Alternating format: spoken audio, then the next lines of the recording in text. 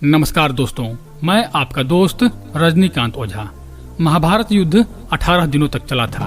भीष्म पितामह और द्रोणाचार्य के मारे जाने के बाद कर्ण ने पांडव सेना में भारी उत्पात मचा दिया था। कर्ण ने अपने भार्गवास्त्र से लाखों पांडव सैनिकों को मार डाला और युधिष्ठिर को बुरी तरह से घायल कर दिया। जब कर्ण किसी के वश में नहीं आ रहे थे, तब भगवान कृष्ण अर्जुन के रथ को कर्ण के सामने ले जाते हैं और अर्जुन से कहते हैं कि हे अर्जुन, मैं कर्ण से अधिक श्रेष्ठ समझता हूँ, और अर्जुन को ललकारते हैं कि यदि युद्ध जीतना है तो वह जल्द से जल्द कर्ण को मार डाले। आखिर श्री कृष्ण कर्ण को अर्जुन से श्रेष्ठ क्यों समझते थे? देखते हैं महाभारत कर्ण पर्व में क्या लिखा है। भगवान कृष्ण अर्जुन से कहते हैं, अर्जुन, संग्राम में शोभा पाने वाले कर्ण की अवहेलना न करना, क्योंकि कर्ण अस्त्र विद्या का विद्वान, महारथी, युद्ध कुशल तथा देश काल को समझने वाला है। मैं महारथी कर्ण को तुम्हारे समान या तुमसे भी बढ़कर मानता हूँ। अतः महासमर में महान प्रयत्न करके तुम्हें उसका वध करना ही होगा। कर्ण तेज में अग्नि के सदृश, वेग में वायु के समान, क्रोध में यमराज के तुल्य, सुदृढ़ शरीर में सिंह के सदृश तथा बलवान है। उसके शरीर की ऊंचाई 8 रत्नी अर्थात 168 अंगुल है। उसकी भुजाएं बड़ी बड़ी और छाती चौड़ी है। उसे जीतना अत्यंत कठिन है। वह अभिमानी, शौर्य संपन्न, प्रमुख वीर और अत्यंत सुंदर है। उसमें योद्धाओं के सभी गुण हैं। वह अपने मित्रों के लिए प्राण न्यौछावर करने वाला है। मेरा तो ऐसा विचार है कि राधा पुत्र कर्ण तुम्हें छोड़कर इंद्र सहित संपूर्ण देवताओं के लिए भी अवध्य है। अतः तुम आज सूत पुत्र का कैसे भी वध करो। समस्त देवता भी यदि मानव शरीर को धारण करके युद्ध की अभिलाषा लेकर विजय के लिए प्रयत्नशील हो रणभूमि में आ जाएं, तो उनके लिए रथ सहित कर्ण को जीतना असंभव है। रथियों में श्रेष्ठ सूतपुत्र अपने को काल के वश में नहीं समझता है। तुम उसे आज ही काल के अधीन कर दो।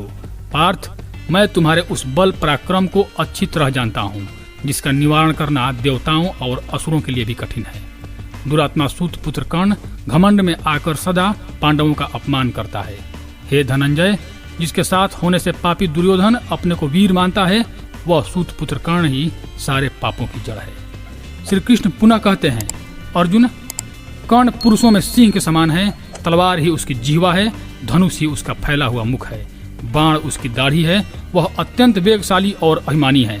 तुम उसका निश्चित ही वध कर दो।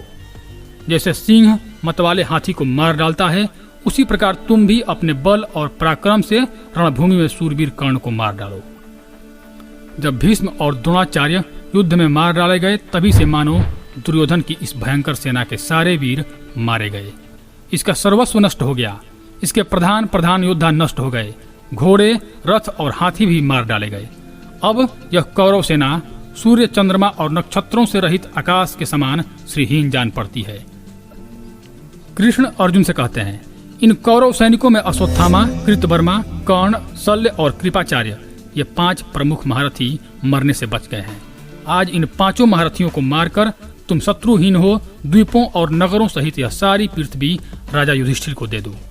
मनुष्यों में श्रेष्ठ गुरु द्रोणाचार्य का सम्मान करते हुए तुम्हारे हृदय में यदि अश्वत्थामा के प्रति दया है, अथवा आचार्योचित गौरव के कारण कृपाचार्य के प्रति कृपा भाव है, और यदि माता कुंती के अत्यंत पूजनीय बंधु बांधवों के प्रति आदर का भाव रखते हुए तुम कृतवर्मा पर आक्रमण करके उसे यमलोक भेजना नहीं चाहते, तथा माता माद्री के भाई मद्रदेशीय जनता के अधिपति राजा शल्य को भी तुम दयावश मारने की इच्छा नहीं रखते, तो न सही।